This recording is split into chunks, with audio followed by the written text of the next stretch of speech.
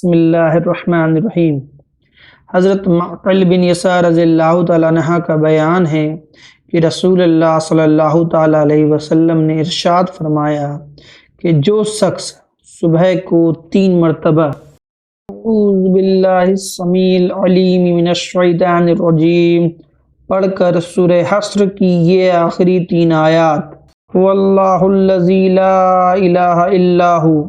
عالم الغیب والشہادۃ هو الرحمن الرحیم واللہ الذی لا الہ الا هو الملک القدوس السلام المؤمن المہیمن العزیز الجبار المتکبر سبحان اللہ عما یشرکون واللہ الخالق البارئ المصور له الاسماء الحسنى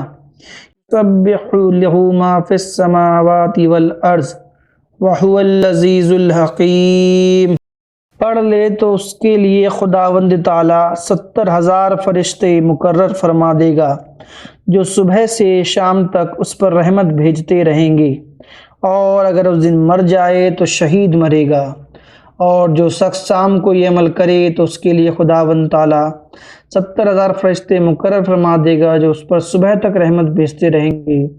اور اگر رات مر جائے تو شہید مرے گا۔